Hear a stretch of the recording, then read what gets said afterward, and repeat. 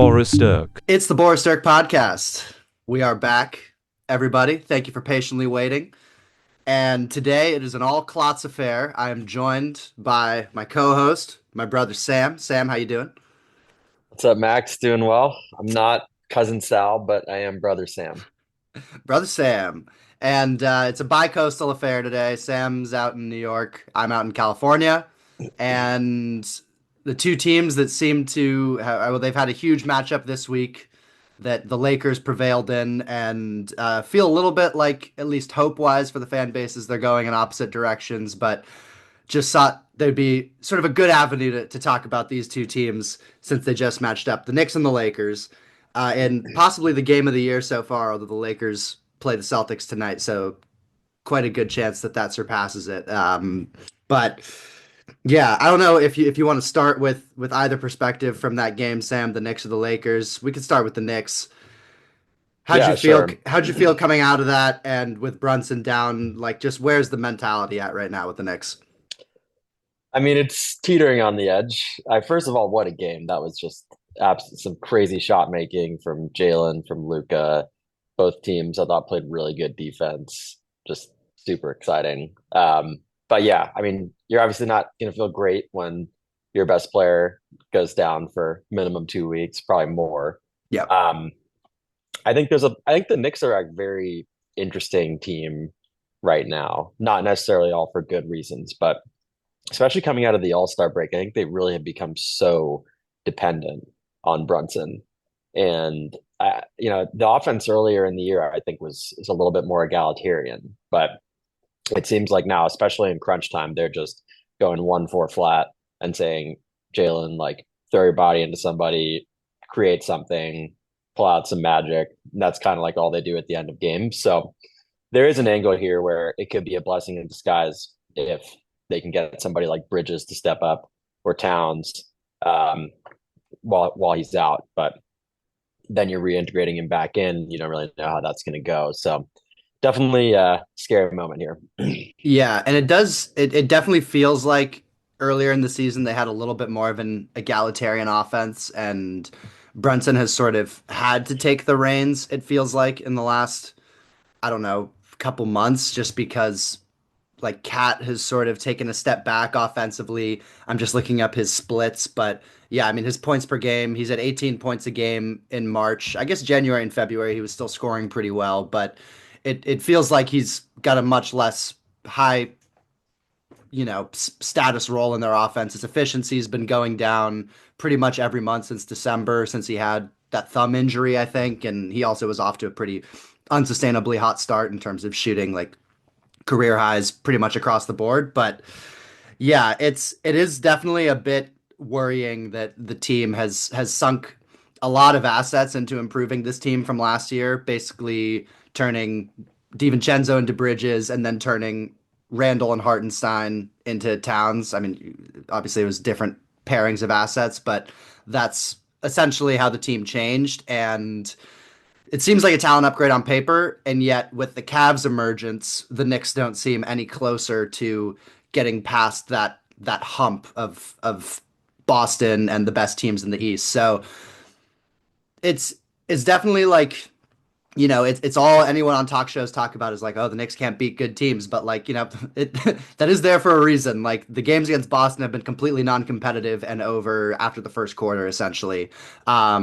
And the Cleveland ones haven't been that much better. The OKC ones, at least they were super competitive in that one road game in OKC, but you'd like to see them get a win on the board at some point. It's not like they haven't beaten anyone, but that record against the good teams, it seems like they know how to defend them better. Like against the bad teams, Cat goes off and they can sort of run a little bit more motion and get more people involved. But against the good teams that know how to just kind of grind their offense to a halt, it does just turn into Brunson like taking contested 18 footers and drawing fouls and really getting into like late game playoff offense, which, it's great that he can do. And he's one of the most clutch players in the entire league. Maybe the most, he might win the clutch player of the year this year, although he might not be eligible now, which is really sad if he misses a lot of games.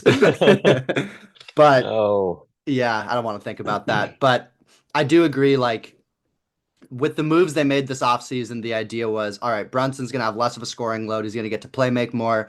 Towns is a legitimate second option scoring, and Bridges, coming off of a couple years of practicing at least first option reps in Brooklyn, should be very comfortable as a third option. And I don't know if any one of those three has stuck out. Probably, I mean, I don't know. I know we've been texting a lot about Bridges, but just what are you looking to see from him with Brunson out? So I had this thought watching the Clippers game last night and then also watching the Lakers game the night before. And I actually wonder if Bridges doesn't sort of like revert to his Villanova role when he's with Brunson. Hmm. Because in like if you remember him coming out of the draft, he was like potential to be a great 3 and D guy, but like did not do any creating, was very much a role player who had awesome tools and a good jump shot and played really good defense. And that's also sort of what he was in Phoenix. Yeah. Um, but just watching him in that Lakers game, he like did not want to have the ball in his hands. He would pass it like quick swings around the perimeter, taking these like it drives me crazy when he drives into the basket and then he could like play off 2 feet and go up towards the rim, but he instead takes these one-footed fall away jumpers, which sometimes go in, but that's just a hard shot, and you're never getting to the line doing that, and Hmm. it's not very efficient. So part of me wonders if like psychologically, like I know Brunson is his guy and like they love playing together, but I wonder if he like reverts back into that sort of like college role because then last night watching the game, like he just looked so much freer and he Hmm. was playmaking a little bit. He went there was like 2 possessions where he got 4 free throws on so he got fouled twice, uh For two the times in a listeners, row, which is that's a huge anomaly. He's averaging one free throw a game attempt, which is essentially like he's getting fouled once every 2 games. So yeah, continue. really, really bad. So that thought crossed my mind, and I do wonder if they can put the ball a little bit more in his hands with Brunson out, and then find a way because last year they were running a lot of off-ball action for Jalen Brunson. Like you remember, actually that game where he got injured against the Cavs, it was the peroneus longus injury. The peroneal nerve, my new Oh favorite yeah, nerve yeah, in the yeah. body. Yeah. Right, right, right. Um, he got injured running a like baseline cut under the basket first play of the game with Hardenstein playmaking up top, and they're not doing that kind of stuff this year.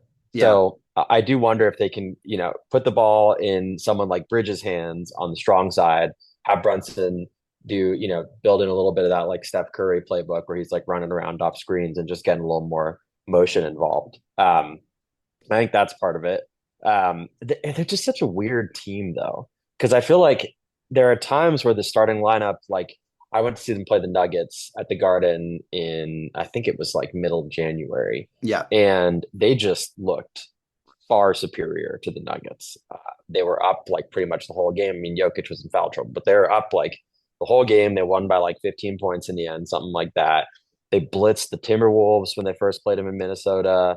They've had like not against the top three teams, but they've had blowout wins where they look totally dominant against Right. other. The Grizzlies game is a perfect First example at the first Garden. Grizzlies. They absolutely dominated the Grizzlies in the Garden. And then there are other times where that starting lineup goes out there, and I'm just like, this doesn't look like it works at all. Like I just think this lineup does not work. And that's all to say, like I don't really know what to make of that, but I think that they have other looks that they could be going to that would work better for this team. And something I was really excited to see in the Lakers game is playing Mitch and Towns together. Yeah. And so that gets to the point about Towns. I think he may just be better as a four. I think when he's at the five, he is, and you probably won't push back on this, but so maybe we could discuss it. But Hmm. he bends the defense in incredible ways and opens up a ton for your offense. I get that, but I think he and everybody else on defense have to expend so much energy and effort and focus. Like Towns is not naturally a gifted like defensive IQ player. So for him to like lock in on defense, which he has done in spurts here and there, he's got to expend so much mental energy. And then the other guys have to also be on absolutely on their P's and Q's to cover for his defensive lapses. Yeah. And if you can put somebody like Mitch at the rim to clean up mistakes and hit defense is just second nature to him, first of all, it gives him and everybody else a backstop at the rim. But so that helps, but it also just makes you absolutely enormous. If you've got, I mean, Brunson's not very big, but then Bridges at the two is huge. OG is an enormous, one of the strongest players in the league at the three. Towns as a four is huge. And then Mitch is at the five. And I just think the way that basketball is being played these days, it's a lot, there's a lot more movement. You can get away with not like zoning, but having guys like Mitch playing around the rim and having the other guys sort of like cover Yeah. the stuff on the wings. I don't think there's much. We're not seeing like this like heavy diet of high pick and rolls where they would just like teams would just mercilessly like bring Towns up to the logo, set a screen on him, and we saw proof of concept with this in Minnesota last year where the two big lineup was awesome. So I think that's a look they could go to. We could talk about the Deuce McBride plus minus with the starters. You Yep. know, I think like so it's all to say like their starting lineup I'm not sure about, but I think they've got other avenues to be competitive. Yeah, I think what's clear, I don't think the starting lineup has performed well enough for the team to be this wedded to it. I mean, I know they sunk a ton of resources into it, and like the optics of benching anyone in the starting lineup with, the amount they paid for McHale, you're not benching OG. Like Brunson, OG, and Towns are locks for the starting lineup. But with benching But you're either not realistically benching Bridges either though. no, so that is Hart, and Hart is one of the more high-profile Knicks. Like he's beloved among Knicks fans, and for good reason. Like every playoffs, that guy is just like the most lovable person you could possibly root for. He gets every loose ball. He's right now seems afraid to shoot threes, but when the playoffs roll around, as we saw against Philly last year, like he goes through stretches where he just makes them when they count. He's very Marcus Smarty, honestly. And I do think like that's the guy where when they play the good teams, they just ignore him. And to this point, Yeah. he hasn't been able to punish those teams from the 3-point line. Especially like he started the year pretty hot from three, and then it feels like the last couple months he's gone from hot to making like occasional threes to just not taking them at all. And that really gums up their offense, and he's not been able to punish teams enough for that. So I agree they need to make a tweak. I would like to see more of the Mitch Towns pairing just to see how it looks. I do worry a bit with Towns. Like his whole value is he's one of the best offensive centers in the league, and no centers or very few centers can really guard him and stay with him one on one and have the comfort level to get out to him at the three. What I do worry about with him going to the four is I do think it'll help our defense a ton, but offensively, do we kind of get neutered a bit where Towns is, just camped out on the 3-point line and he can't do all those drives to the basket when Mitchell Robinson is camped in there. And to this point in the season, he hasn't really shown the ability to dominate wings in the same way that he's been dominating bigs. So I do worry a bit that like for stretches I like that. I don't know if that can be like our go-to starting lineup every game. I'm more of the mind of putting Deuce in there for Hart where you get a little bit more defensive juice because Josh Hart really has not been that good defensively this year. And what's become clear is the Hart Bridges Anunoby fit is just a little weird with those three guys out there. So I personally would try Deuce in there for Hart, and he's going to get a lot of playing time with Brunson out. So maybe Deuce, can get a ton of credit and like trust from the coaching staff for what he's about to do, hopefully. But I would throw out Brunson, McBride, Bridges, OG, and Towns, and then you get a little bit of a defensive boost.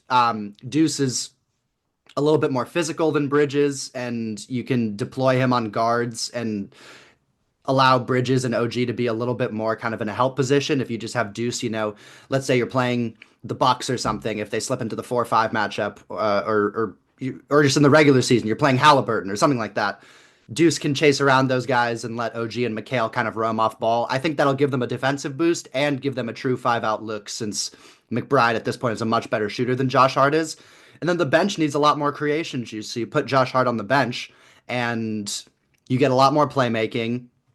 You get him to like set up people on the bench, run pick and rolls, so it's not just the campaign show every time when Brunson goes out of the game. And then you kind of always have two of OG, Bridges, and Hart on the court without having to play all of them like 40 plus minutes as Tibbs has been doing. So I mean, all Yeah. this is kind of moot until Brunson comes back, and it's going to be very matchup dependent in the playoffs, depending on what teams they go against. But I agree. If I mean, what this all comes down to is I want to see willingness to make these changes from Tibbs. And to this point, he's been very rigid with sticking with the 5 man group that we've been discussing of the normal starting five. I want to see if that's not going well. Are you like okay with taking one of those guys out to put in either Deuce or Mitch? Yeah. Yeah. I agree. I think I don't know if we'll see a change this year, but I think going into next year, Hart should be moving to the bench, Yeah, he should which be is like how he Iguodala. started anyway. He should be like Yeah. Iguodala, like super sub, and he'd be like the best, one of the best, if not the best, 6 men in the league. As like a fifth starter, he's really good. But then you go up against Boston, and in a lot of ways, this team just kind of feels like a one-way, slightly worse version of Boston, where like Right. you have, which is why we can't beat them because Boston plays offense just as well, if not better. At this to this point in the season, it's been better. The Knicks' offense has slipped down, I think, to fifth, and their defense is just miles better because, I mean, their personnel is just insane. But when their fifth starter is, Derek White or Drew Holiday, I mean, I might think Derek White is like their best player at times, but when it's Drew Holiday as their fifth starter, like that's just going to be a mismatch for most teams, and the Knicks are going to need to overcome that with defensive tenacity, and making a lot of threes. And I think Deuce is kind of the ticket in that sense.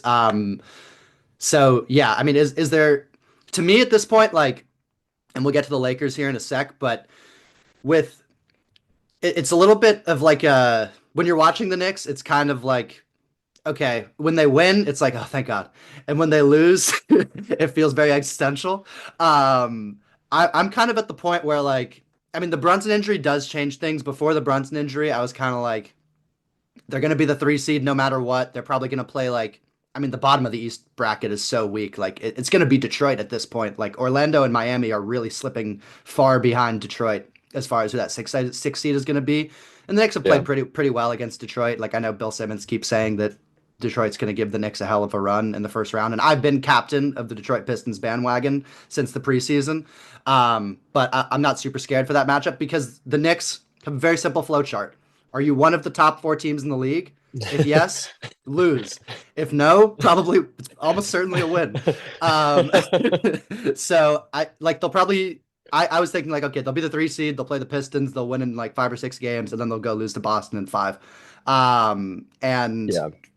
now, I mean, there is potentially a scenario where they slip into the 4-5 bracket and they have to play Indiana or Milwaukee in the first round, and then Cleveland in the second round, which is probably a more enticing second round matchup. But certainly, if you have to play like Milwaukee in the first round, that's not super fun to go against Giannis and Dame. No, but to your point about Cat at the five, Milwaukee cannot guard. Like Brooke Lopez, every single time the Knicks have played the Bucks, has just looked absolutely lost Yeah, trying to guard Cat at the 3 point line.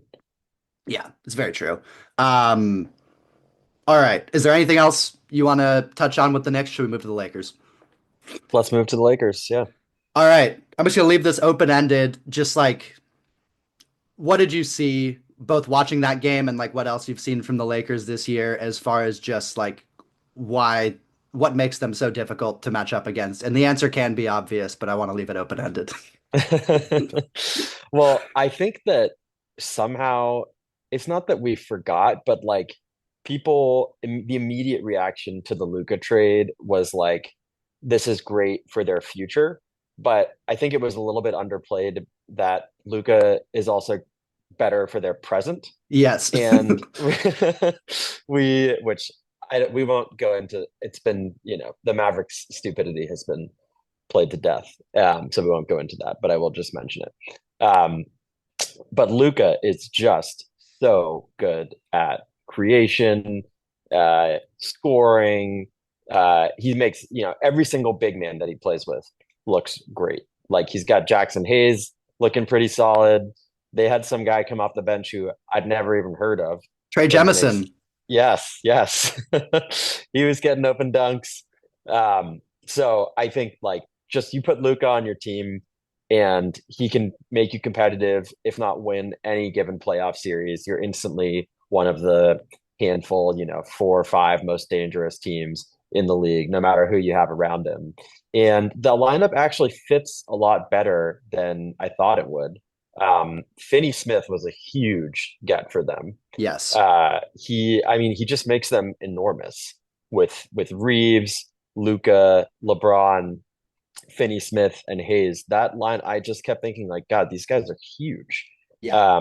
And even though like Reeves and Luca and LeBron, Reeves and Luca for sure are not known for their defense, and LeBron's defense, as has been documented in his older age, has not been at the same level, although it's been a little better since the trade. Even though those guys are not like defensive guys, just the size matters in basketball, and Yeah. having these 4 or 5 guys with who are tall and have long wingspans and are strong makes it really difficult to play against them. So you have that, and then I haven't even said like LeBron James is still an insane guy to just be like camped out on the weak side, Yeah. attacking a defense that's in rotation because they had to put 2 on Luca, because if you don't put 2 on Luca, he's just going to absolutely cook you. Yeah. So I was yeah, I think we were not fully appreciating, we as a basketball watching society were not fully appreciating how much Luca would change the game for them. Yeah. Like too often on like, NBA coverage, it was framed as this is a move for the present for Dallas and for the future for the Lakers, as you said, without acknowledging, yeah, but Luka's also a much better player right now than Anthony Davis. And Yes. and And yeah, way more available. and way more available and just like way more consistent. And he hasn't even started to round into form until like the past few games where now he's pretty like they're putting the ball in his hands. He's running the show. LeBron is camped in the corner and on the weak side wing and just like getting open spot up threes, which he probably I don't know if he's ever gotten or will get this many open spot up threes in his entire career. Like he's never had someone to No. generate them to that degree for him. Or when if maybe when he had D Wade, but he wasn't an elite shooter at that point in his career, and now he's like over 40% on catch and shoot threes. He's just so much better at capitalizing on those opportunities. Yeah. This is the best player aside from, I mean, this is sort of an obvious comment, but aside from like 1 or 2 years of D Wade, this is the best player, and Luca may even be better than peak D Wade. He probably is. Mhm. This is the best player LeBron's ever played with. Yeah, and on the Dorian Finney-Smith point, they're 19-7 with Dorian Finney-Smith in the lineup, so that's winning more than a lot more than 2/3 of their games. That's getting towards like a 3/4 winning percentage, if I can do math. And yeah, like I'm glad you brought up the point about them being big because often since they aside from Jackson Hayes and they were like there was a lot of desperation from them seemingly to go try to trade for a center because they probably although I love Mark Williams they probably overpaid for him in that trade that ended up getting canceled but they were clearly thought they needed a center to like go for it this year and a lot of the discourse was about how they're going to have to play small ball, but small ball is one thing when all your guys are like 6'4" to 6'7", and you've got like 1 6'7" at guy out there as the center. When, as you said, you've got Austin Reeves 6'5", Luca a big strong 280, LeBron. Sorry, he's probably way he does not weigh 280. a big strong, a big strong 6'8" is what I meant to say. Uh, Yeah, that's you're listening to Mavs propaganda there. If you think sorry, he's yeah, 280. Patrick Dumont hacked into my brain there for a second. Rui 6'7" or 6'8", probably like 250 pounds. LeBron, same deal. Like Luca, LeBron, and Rui are all like 6'8", 250 plus, basically. And you basically to defend them, you need multiple OG Ananobis. Like what Yeah, what hasn't like OG did a pretty good job on Luca in that Knicks he Lakers did. game. Yeah.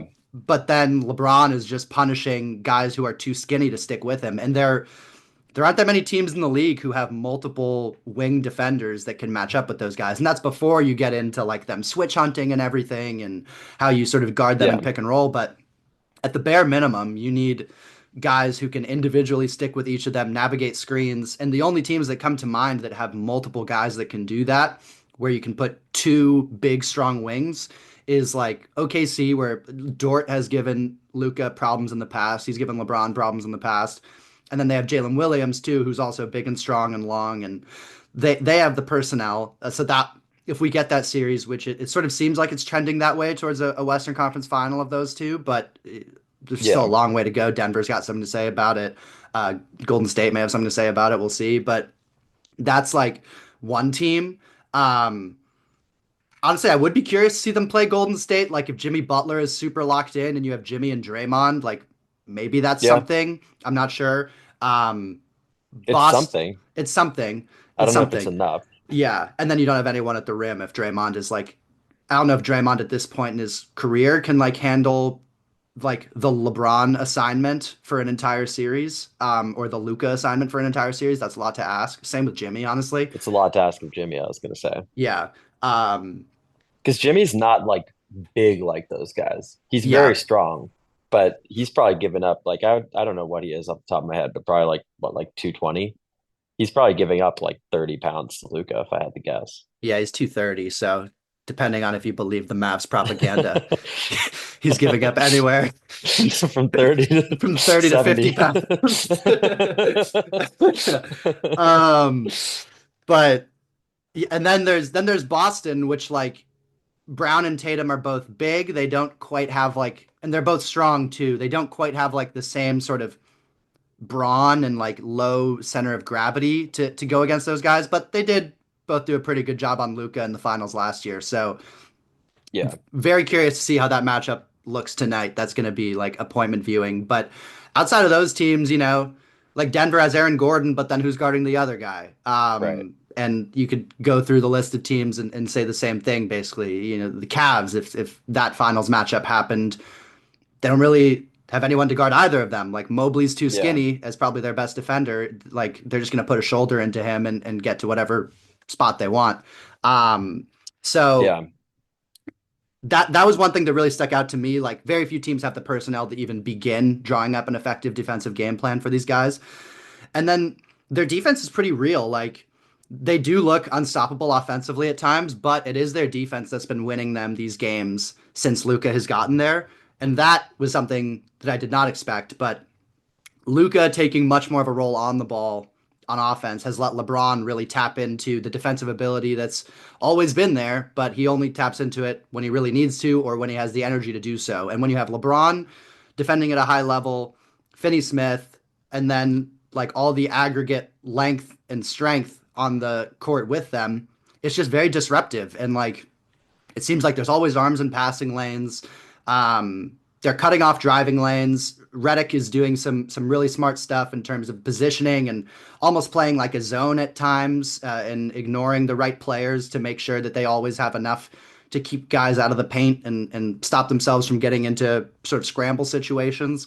Um, that was something which I'm very curious to see how it holds up. Curious again to see how it looks against an elite offensive team in Boston tonight. If they can sort of maintain that like containment on the perimeter, and there's no one to ignore on Boston, so they're gonna have to like they can't play that sort of camping defense against Boston to the same degree. Um, but the fact that their offense hasn't totally clicked yet, as far as being like one of the top three units in the league, which I think it eventually will be, and they've still been this good, winning what 8 in a row, is pretty nuts. And you brought up how Luka makes any big man look good. I mean, everyone was wringing their hands about the center position. They forgot that Luka went to the Western Conference Finals with Dwight Powell as his starting center, and like that was one of the Yeah. most lethal and efficient pick and roll combos in the game was Luka to Dwight Powell. And that I Yeah. mean the starting lineup, just like as a refresher on how much of a floor raiser Luka is. I believe that Dallas starting lineup was Luka, Brunson, yeesh.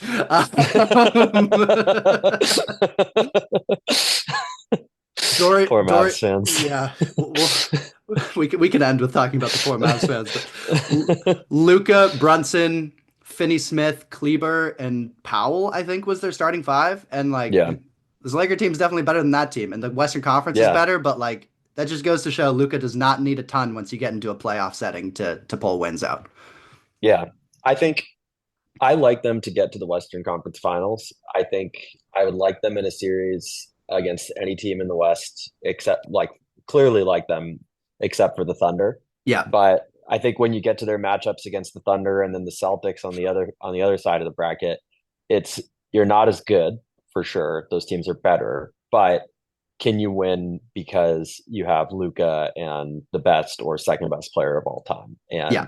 And those guys will be inevitably you're like late in game 6 and you just need somebody to hit like a step back 28 footer and you've got like two of the best guys to ever do it Yeah. at that. So it's going to be must see TV. Yeah. And I'm curious to see because it seems like Luca really started to get comfortable also when Reeves was out. So now I'm curious to see how Reeves kind of navigates his way back in. And I talked about how you need two elite defenders to guard LeBron and OG. You also need one to put on Reeves because, like, if you put a scrub on Reeves, I mean, teams would probably live with Luca and LeBron not killing them and having Reeves be the one to do it. But if you put a scrub on Reeves, he's going to efficiently cook him, draw fouls, like, get to his 25 points.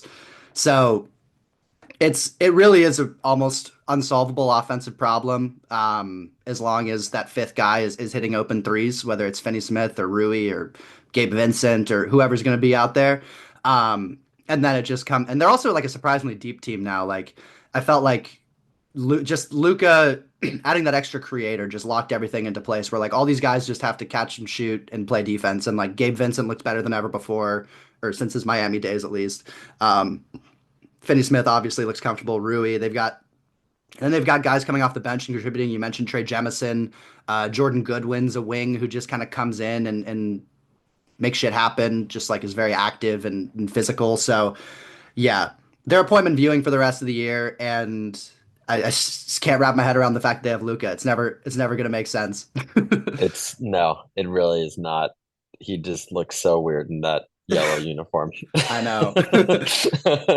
And I mean, we can end with just like, and it's been beaten to death, but like, poor Mavs fans. Like, I I can't remember a fan base being down worse. Like, And we're Knicks fans. yeah, like we had like the paper bags on the head, sell the team era, like picking in the top three in a lot of drafts in a row. But it's that was like we knew No, we were. we were picking eighth in a lot of drafts in a row, which is That's way true, worse. actually. That's true. But like it's different when you know you're gonna suck. It's worse when you think you have a 15-year window of contention open and it just gets ripped away. No, I've never been made viscerally angry by another team's stupidity. Yeah. And I like the Lakers more than I like the Mavs. But just thinking about why they would do this just makes me upset. And honestly, the only thing that makes even a remote amount of sense to me is the conspiracy theory that they Yeah. want to like drive the fans away and move the team to Vegas, which I don't believe in. Yeah, we don't need to discuss that, but it's just It makes crazy. sense. It's like how else can you explain we're gonna take a guy who is older, significantly more injury prone, and also just not as good Yeah. in return for the maybe at worst like third, but probably second best player in the entire league, Yeah. who's like a surefire Hall of Famer, And and you're only 25 years getting old. 25 years old, and you're getting one first round pick and Max Christie, who's solid player, but like, come Yeah. on, yeah, And with their asset it's management, yeah. And with their asset management in the and past, they're out so many first round picks. Kyrie's hurt, has a player. He's probably going to pick up his player option now that he's not going to even be playing next season. But like, yeah, go yeah, on. I haven't. It's kind of amazing how they maybe it's just because Luca's the rising tide that lifts everything, but I haven't really liked any of their moves for like 3 or 4 years now, and they've maintained competitive. And I know the Gafford and Washington trades worked out really well, but I did not like those at the time. They let Brunson walk, which is just crazy when they could Yeah. have had him for $55 million. And then now this trade, it's just total insanity. And who could have seen that Kyrie Irving was going to get injured when he doesn't have a strong track record of health, and you put all of the creation burden on him Yeah. by trading away somebody who just talked about as like the best creator in the league outside of Jokic. So it's just sad. It really is sad. You, And you I t- yeah. I wouldn't blame anybody who's a Mavs fan from not from just defecting to another Yeah. team. This is like the only time when, if as a fan, if you were like, you know what, I'm just gonna go join the Lakers, I'm just gonna follow, I'd be like, yeah, that makes sense. You should Yeah. do that. I was trying to think of like a fan base who has a championship contention window just like ripped away from them unexpectedly. And the only thing that came to mind was like D Rose getting hurt in Chicago. And that's more like sad fans. That's not like angry Yeah, fans. Um, but yeah, that's probably the most analogous. yeah, and whenever you tune into a Mavs game, it's just sad Mavs fans, and then you remember Clay Thompson's on the team, and you're like, oh no, Clay, someone save this man. Oh, Poor poor Clay, Clay. but Yeah, he's let's get him got to how it. many rings? He'll be fine. Yeah, he'll be all Alrighty, right. that's all the time we got. So Sam, appreciate you coming on and talking Of some Lakers course, Knicks with us, and yeah, thanks for coming. of course, of course. Great to be on the pod. All right, thanks everyone. We'll be back soon. Peace.